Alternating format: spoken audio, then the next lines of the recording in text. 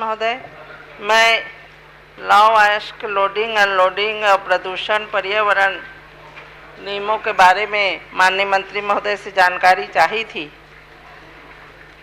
मैं माननीय मंत्री महोदय से जानकारी चाहती हूँ कि उस रोड से, मेरे विधानसभा के रोड से जितने भी माइंस है, चाहे आपके कच्चे माइंस हो, चाहे मेरे क्षेत्र के अंदर के जितने भी माइंस हो, जुल्की माइंस हो, सारे माइंस की गाड़ियाँ मेरे विधानसभा के रोड से होते हुए निकलती है और धड़कते से इतना स्पीड में, बिना ड्राइवर, ट्रेनिंग के ड्राइवर रहते हैं उसमें, और आपके ओवरलोडिंग इतनी होती कि कई एक्सीडेंट हो रही हैं, सड़कों की हालत बेहाल हो गई है।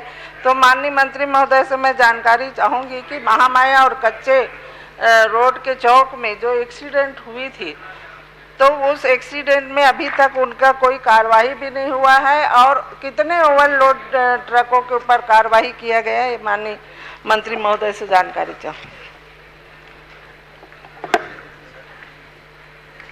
माननीय सभापति महोदय, जो सम्माननीय सदस्य ने बालोद में उनके विधानसभा क्षेत्र के अंतर्गत बात रखी है, इसमें 3 माइंस संचालित हैं लॉ अयस्क के, messrs Rajhara mechanised mine steel authority of India limited, post Dalli Rajhara, जिला बालोद। दूसरा messrs Mahamaya Dulki mines steel authority of India limited, post Mahamaya, जिला Balod. Messrs Dalli mechanised mine, ये बालोद में 3 है, और एक लॉ बेनिफिकेशन प्लांट है। ये 4 चल रहे हैं वहाँ पर।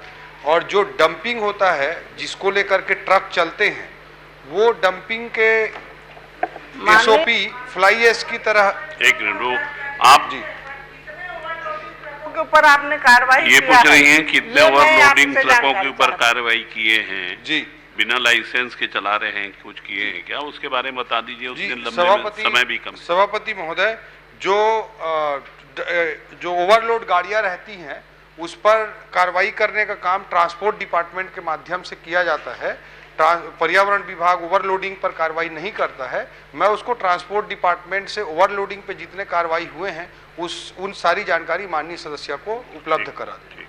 माननीय सभापति महोदय, जो एक्सीडेंट हो रहे हैं, जान माल की हानि हो रही है, उनके ऊपर कौन कार्रवाई करेगा? क्यों आप माइंस के ट्रक चल रही है, तो ओवरलोड वहां से होके आ रहा है, तो माइंस जो चला रहे हैं उनके ऊपर कार्रवाई भी होनी चाहिए ना, तो गाड़ियां तो वहीं से निकलती है। आप पूछिए ना, जल्दी पूछ लीजिए। तो माननीय मंत्री महोदय से तो वही जानकारी, जो एक्सीडेंट हुआ है उनका भरण पोषण मुआवजा कब देंगे और क्यों देंगे?